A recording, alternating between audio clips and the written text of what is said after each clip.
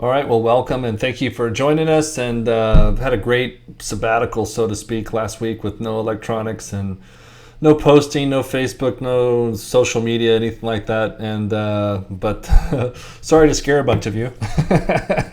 The responses were funny, and but thank you. I appreciate the fact that you were missing those the webinars. So here we are. We're on week 50 of our webinar series here, Advancement in Leadership, a webinar training series on the book The Disciplined Leader by John Manning. And this is a book on 52 concise, powerful lessons about leadership. And it was written for corporate America. And what I've done is I've kind of taken my experience in network marketing and applied it to that to kind of help leaders, because you really are running a type of corporation, an organization for yourself when you're building a big team. So this is for people that are looking to take that to the next level, get that competitive edge on what it takes to really lead people in a way that's empowering. Because a lot of people lead out of fear and lead out of lies and little things like that. And that's not the way to lead. The way that you lead people is through empowerment and letting them see the truth and letting them make the decision on whether or not they're going to, be a part of that. And that's what every network marketing company does that's successful, is it allows people to say, hey, tells people, hey, this is who we are. And if you want to join us, we're going to make mistakes. We're going to, have issues, but we're going to be committed to making those things right. And so that's the power of what a seminar series like this is. And so kudos to you for joining us. And I appreciate everything that you do to share this with people. So let's go into it. We're in the chapter 50, Know Your Competition, which is a really great one.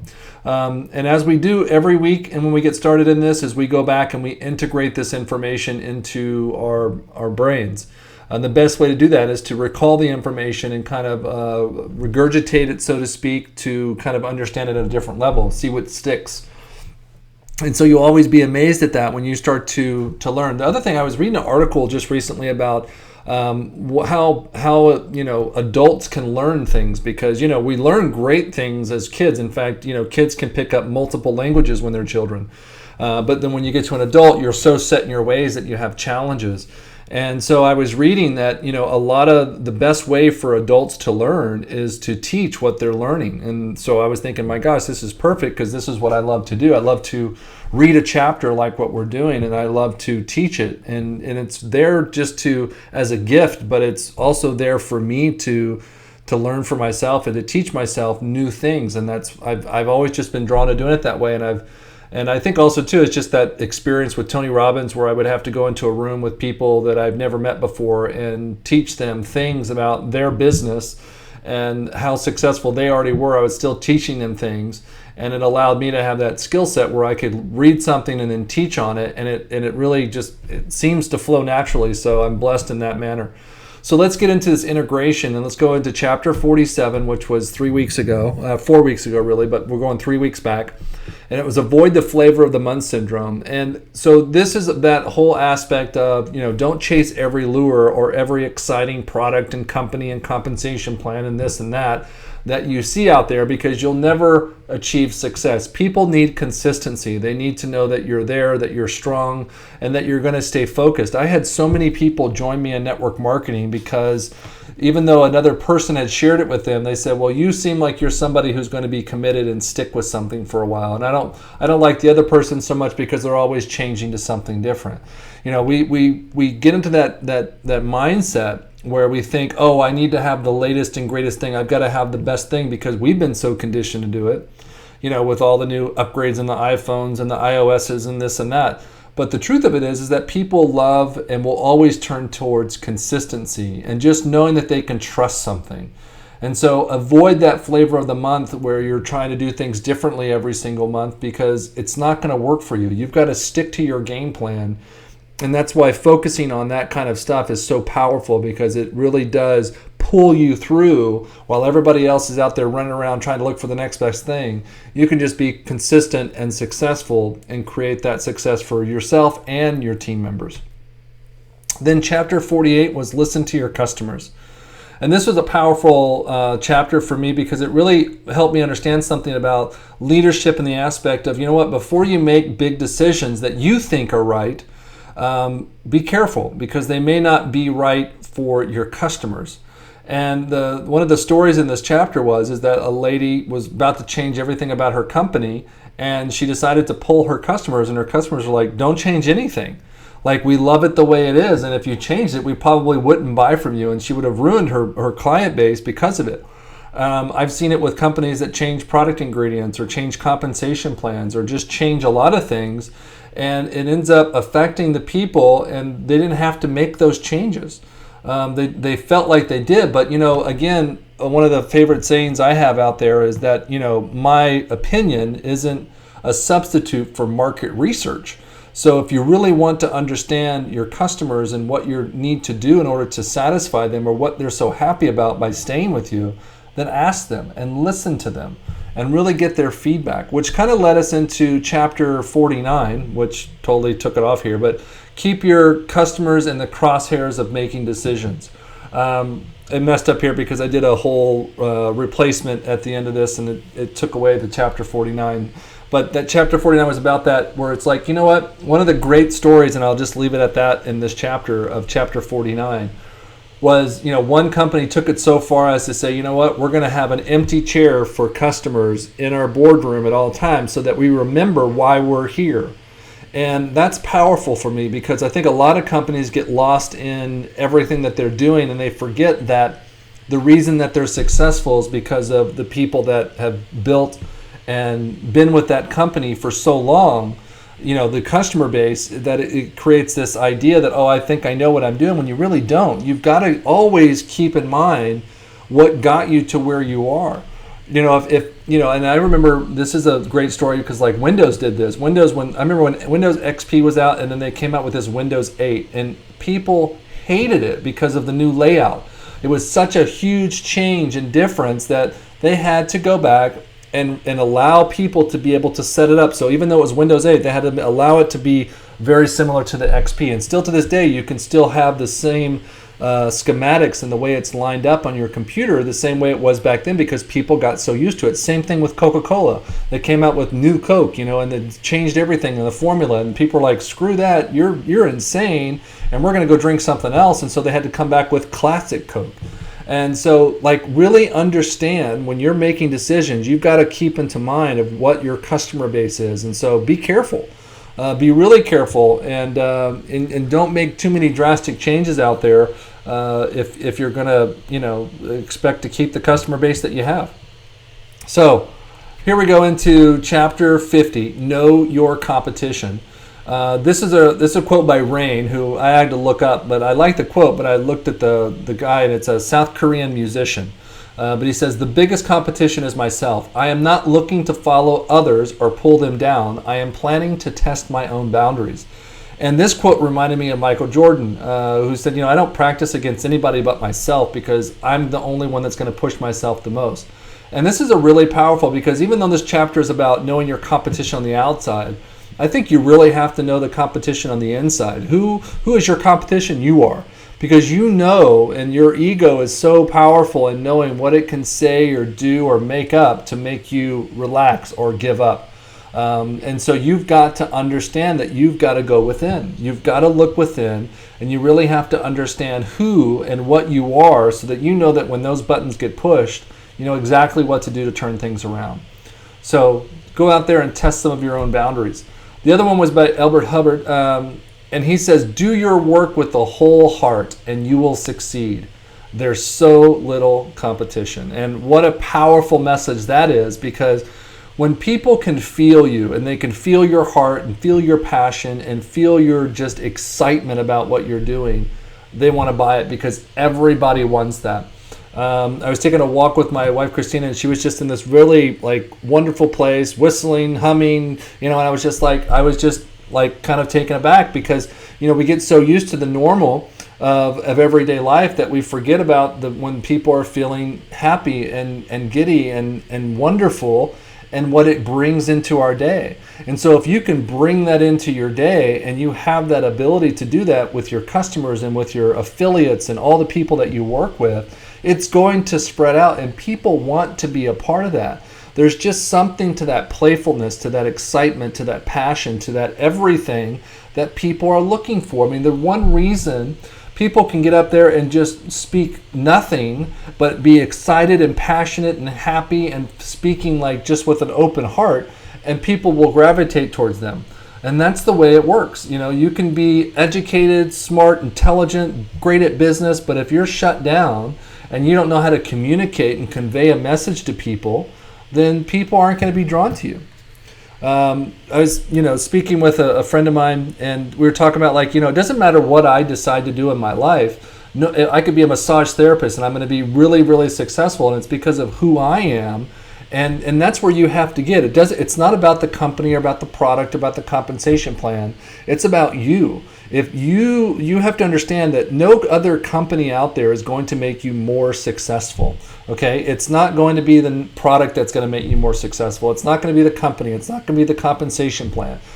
Because if it was, we would all be in that deal that says, hey, do nothing, make everything, and you'll be rich. We'd all be there. And we know that it's not. Also, that doesn't exist. You have to put the work in, and you have to do the work on yourself.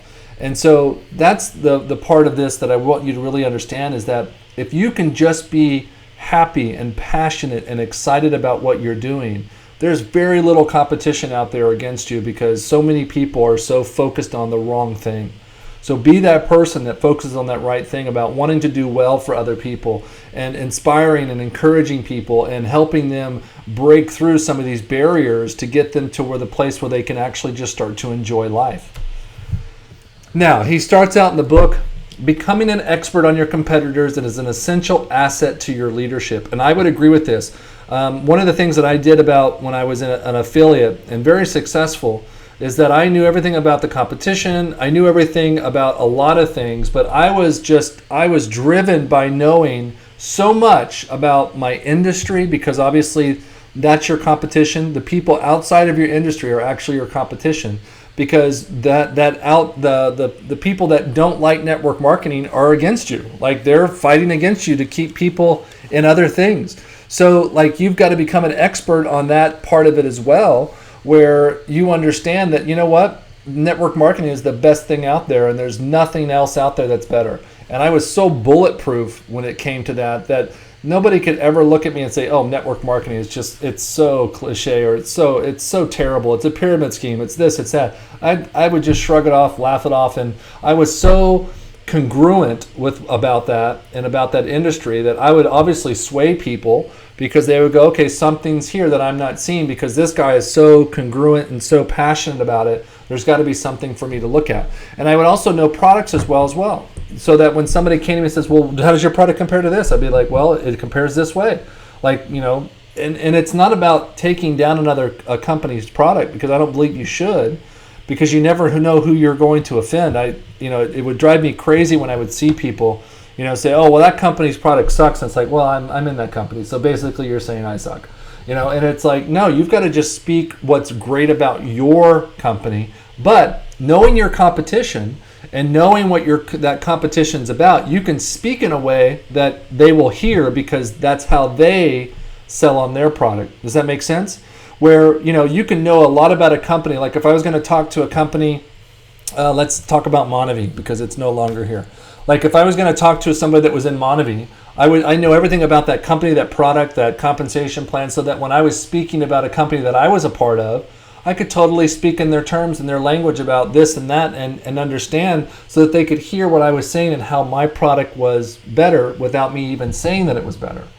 That's when you really become effective at knowing what you're doing and leading people, is because you can speak in terms that they can hear you. And we've covered this in other webinars, where you've got to speak people's languages. You've got to know who they are, know what their products are, and really get to that point where they can hear you. Because if you're talking to somebody who's all about family, right, and you're just speaking about money, or product, they're not going to hear you. They're not going to care. They're going to go, well, what has it done for you and your family? And you've got to speak in those terms about what it's allowed you to be able to do to be with your family, or to go on trips with your family, or whatever that is, and then they will hear you, okay? So think about that, because just knowing your competition is one thing, but really understanding your competitor and their products, but also the people in them. It's really a powerful message for you to be able to get to this level of information and knowledge that's going to help you build your business. Now, it will help you to spot the opportunities for building your customer base. So knowing all these things about your competition will allow you to be prepared, but also to spot opportunities for you to be able to say, oh, well, you know what? We've got this solution worked out for that specific issue or whatever it is. And you can, there's ways to, address things with other companies and other products without actually addressing them. It's a powerful way of communicating. When you know something, it's kind of like the people that when you know something is there, but they don't know that you know, like you can speak in a way that they'll think, my gosh, this person's really smart. One of my favorite quotes is the one that says, if you want someone to see how wise you are, tell them what they already know. And so it's fascinating that you don't translate that into leadership or into business or into sales. Tell people what you know they want to hear, because that's the way. But that's not what are they, conning people? But if you're sharing something that you know is the right thing for somebody and you're speaking in their language, there's nothing wrong with that. Do that in that way, and you'll spot more and more opportunities with people as you're building your customer base, and it will become a powerful lesson for you, and then also something that you can share with your team. Now, it will also empower you to make solid choices and set better courses for your business. So when you understand what the competition is like or what other people are doing, or if you're out there and let's say that you're a leader in network marketing and you're looking for other leaders, well, you can speak in their tone, in their language, and you can help them understand. And so, when you're talking with leaders, let's put it this way. If I was out there and I was building a network marketing company and I was an affiliate in the field, how would I approach other leaders? Well, throughout this chapter, you'll actually understand exactly how to do that, because number one, you can never have too many relationships. And number two, you can never have too many relationships outside of your business. I'm always that person that loves to connect with other top leaders, and I would never, ever pitch them on my company, because I would not want someone to pitch me on their company unless I asked. But I have gone to people and asked them and said, hey, listen, tell me why you love your company so much. What about it makes you so excited and passionate about what you do?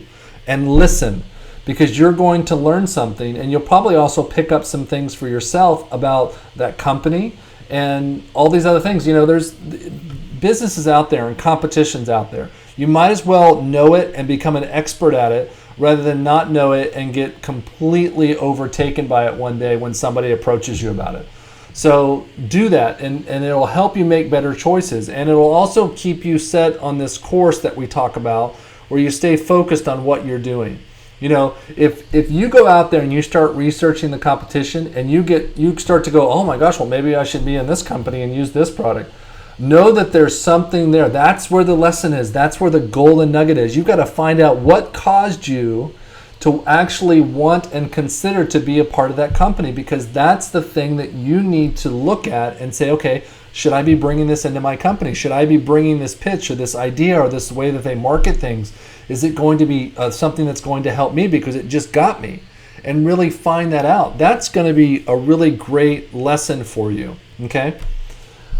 The more you know, the better you will be at making the right decisions and learning about the weaknesses of your competitors that will make your business stronger. So when you know your competition, and let's face it, no company out there is perfect, period, okay? So that's the beautiful part, and that's also a leadership aspect, where once you know that no company is perfect, then you won't be so easy to be swayed when somebody points out an imperfection in your company or product, okay? So don't worry about it. Like if somebody came to me and attacked my company, I'd be like, okay, great. Well, I get that your company may satisfy that one thing, but there's a lot more aspects to the company and to the product and to this and that.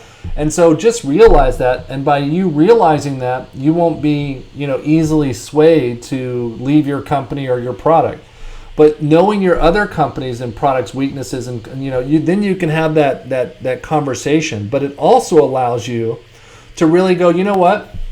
When you're watching things, and this is something I've been doing too because I'm studying stocks again and whatnot, and you start to watch how everything starts to kind of commingle. Well, when you're studying your competition, you see weaknesses, you can go, you know what? I know that this is a weakness because it's going to affect people. So how could I market my product to overcome the weaknesses that... So I've got all these thoughts in my head, right? This is how my brain works. And so I'm thinking to myself, okay, how do I make this relevant to people to help them really understand it and utilize it in their business? And so when you're studying a company and a product and they have a weakness, know that that weakness is something that is a tipping point for customers to not buy something. I mean, it's with everybody. I mean, I don't know how many people I've met that have said, oh my gosh, it has this in there, I can't buy that. And I go, wait, but you eat ding dongs and Twinkies. Like, what's wrong with you? You know, just because it has this one ingredient that's not even shown to be negative, but that's how people are.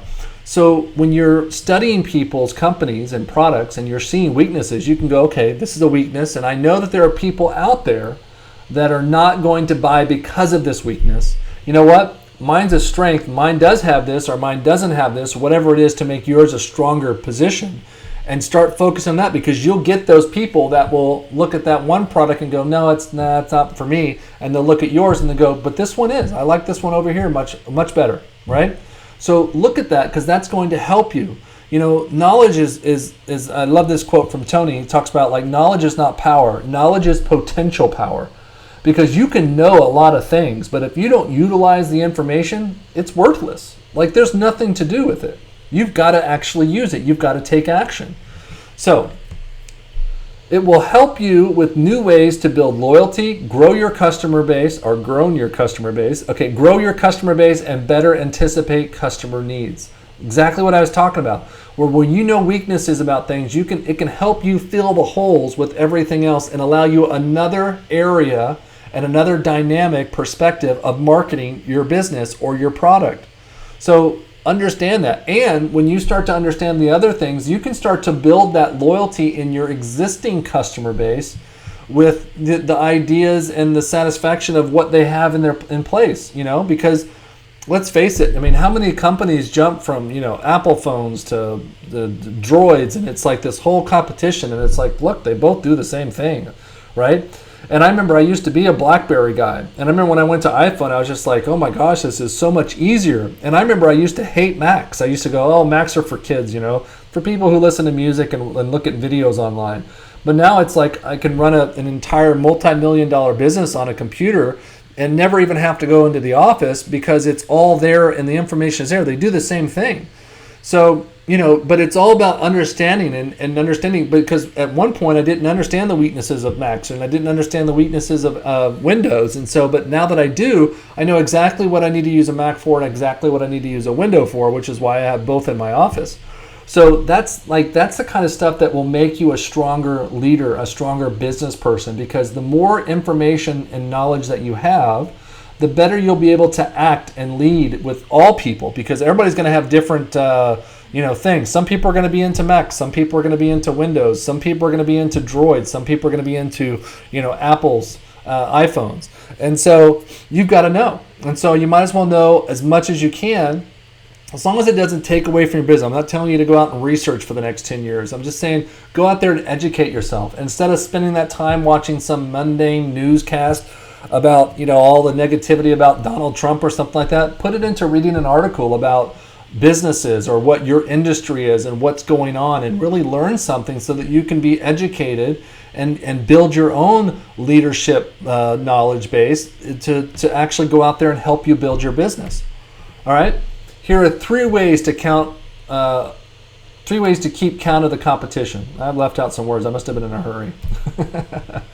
Number one, shop your competition. Pay attention to the people, the pitches, the teamwork, and attitudes. There will be something there for you to learn and take from that will help you with your business. This is what I was talking about before, where if you're starting to like go shopping for your competition's product, you go, oh my gosh, I really want this now. Don't get caught up in actually buying it unless you want to buy it. I mean, I have a bunch of product here from different network marketing companies because I want to know what they do. I want to know what they pitch like. I want to know what they put in their boxes when they ship them. I want to know everything about what it is, because I want to know what is attractive and what's not attractive. What makes me feel special as a consumer versus what makes me feel like they don't even care, right? So pay attention to all these things, and it will allow you to pick the best and leave the rest and work with your team on actually promoting that type of stuff. Now, number two, scout out competitors' websites. Websites contain all of the imperative and important information. It will tell you who they are, what they believe, what they're doing, and how they're doing it. And if a company is extremely successful, like you've got Herbalife out there, you've got your, Jeunesse, you've got all these great companies, big companies, billion-dollar companies out there. If you want to know why they're creating success, go to their websites and just kind of look around, see their marketing, see their style, see their verbiage, see what their language is when they're, sign up for their newsletter, sign up for their product so that they're sending you emails, and watch how they communicate with their business, because they're teaching you something about what they're doing. They didn't get to where they are by being idiots and not knowing what to do, or, trying to do everything with one person. So they're out there doing things in a way. I mean, I watch some companies and I get emails from a lot of different network marketing companies, and it's like, they've got so many people doing so many different things, but it's like, that's what makes a successful business. Nobody can do it all. I can't do it all. And so you shouldn't think that you could be able to do it all. You've got to work with your team to find the people that could maybe write more copy than you, or put some stuff together. Like if I was building a network marketing company right now, as an affiliate, I would have somebody on my team who's putting together copy for people to be able to post on Facebook. And it just knows that we're all going to benefit from it. You've got to get to that place where you believe in abundance of what the information is out there, not worry that somebody's going to post it somewhere and they're going to take all your people. Hogwash. There are billions of people and multi-millions of people here just in the USA that are going to buy your product. So don't worry about it. And it's always just about putting that information out there and adding value to people's lives. So do that, because when you put that information out there, and if you had a team of people working on copy for Facebook or some copy for Twitter, because it's totally different, because it's different, character counts, you've got all these things. And if you started to spread that out, think about the benefit that it would have towards your entire team, because then everybody's doing it. Everybody's sharing a message, but also too, when you have that consistency and you have that branding, so to speak, it will cause people to become more and more easily influenced by it. That's why Coca-Cola still runs advertisements on TV all the time, because they know, hey, even though we're the best known brand out there on the planet, you know what? I still need to show people that we're still here. And that's what you'll be doing by doing things like that. So that's how you learn. You scout out other people. You see what people are doing. If somebody's an incredible person on Facebook, I'm going to watch them. I'm going to scout them out. I'm going to review everything that they do to watch, okay, what's their system? How many times a day are they posting? What are they posting about? Like, what are they doing to engage? And I'm not talking about just their business. I'm talking about everything, because there is a formula that's out there that teaches people. It's not, don't always just push stuff down people's throat about your business. Share with them that you're real, that you have other things going on, not the drama. I can't stand those people that go, I need everybody's thoughts today and that's it. It's kind of like, hey, you know what, tell us what's going on, or just keep it to yourself, because we've all got issues. We've all got things going on. We've all got concerns. And if you need some help, then be specific and get the help that you need. Okay. So, but really study people and understand that, and know that all of that information is out there, and it's success is duplicatable. There's nothing secret about success. So watch other people that are successful and go out there and do what they do, but put your twist on it. Do what you do. Put a little bit of finesse into it and make it successful for you. Number 3, talk to competitors' customers. Here's a great one. And this is just a really good one that you really have to have the right intention on. One effective way is to conduct focus groups with competitors' customers. So talking to competitors is basically like saying, hey, tell me why you like this product so much. Tell me what you like about it. What do you like the ingredients? Do you like this? Do you like that? Do you like the packaging? And find out exactly why people are drawn, because here we are, we're telling you to do it for yourself. But one of the fastest ways to create the success is to find out why other people are buying something. And that's why I encourage you to do it with your customers too. Find out why they're buying your product. Why does somebody continuously buy their product every single month? Wouldn't you want to know that? Because what if you could get other people to do the same thing? What if somebody else was getting off the product that didn't see the same thing that your other customer did, and you shared it with them and they go, oh my gosh, that makes total sense. I think I'm going to buy again and again and again. So talk to other customers and other companies and find out why they're so excited about it. And you can go at it from the aspect of, like I said, don't go at it as like I'm gonna underhand them and then pitch them later. No, go to people and go, hey, I'm just curious. I'm looking at this product and I'm doing some research on it. What do you like so much about it? Like, go like some of these Facebook pages of these other competitors and just ask their customers, what do you like so much about this product, and find out. And there's no harm in that. It's just you learning the information, the industry and the products, and you need to do it anyways. So let's take action now. Number 1, create a list of key attributes of your competitors' strengths and weaknesses and share it with your team so that they are prepared as well. So when you're out there and you're studying, let's say that you've got an up-and-coming company that's really taking people's eyeball off what you're doing, and people are like, oh, no, but I'm really excited about this company over here. It's got, I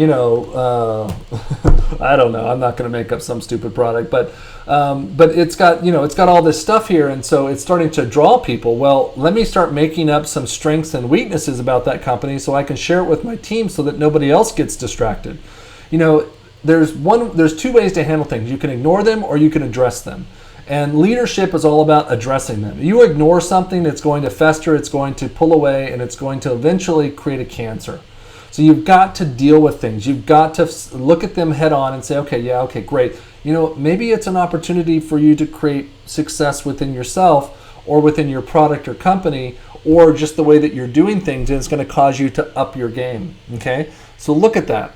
Number 2, if you take a secret shopper approach like you're shopping, dig deep. Don't just get surface information. So really dig deep. Sign up for their newsletter. Order the product if you can. And take it and find out what it feels like. How does it come? What's the packaging? All these things that you could do to either, maybe if you're an affiliate, you can advise your company to say, hey, listen, I did this, and so this is really great. They do this really well, and I think we should do something similar because we just don't do it. That's the kind of stuff that if I were running a company right now, then I would ask people, say, hey, look, you know what? Tell me what you like about what other people are doing, and let's see what we can do to duplicate that. Because you want to make people have a great experience when they're buying your product or a part of your business. So, don't just get the surface information like, hey, they have good, cool colors. No, really go deep and find out why. What does it elicit? I was listening to a podcast recently on marketing, and it was all about the idea that when people see something, the first thing that they see, I believe, is color. They don't even see what the word says or what the shape of it is. They only see color first.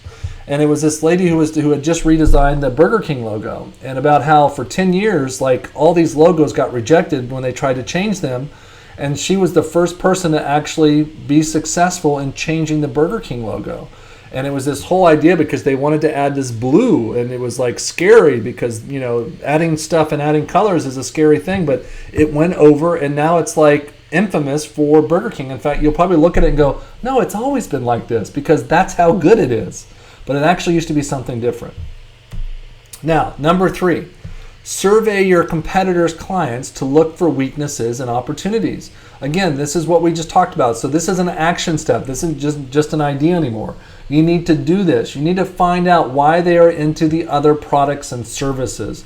It will help you tremendously understand what makes other people tick and what you can do to also set yourself apart from other competition and other products. Okay? Appreciate your time. As we do it all here, pay it forward by leaving a comment below on what you're most grateful for in your life today, not about the webinar, but then also what you learned from this webinar. Thank you very much. I'm grateful for your leadership. Showing up is the first step, and thank you for allowing me to be on sabbatical last week. It was great, refreshing, and I appreciate it. I'm looking forward to finishing up this book and getting started on the next 52 weeks, and I'm excited about where we're going and appreciate you very much. Have a great one.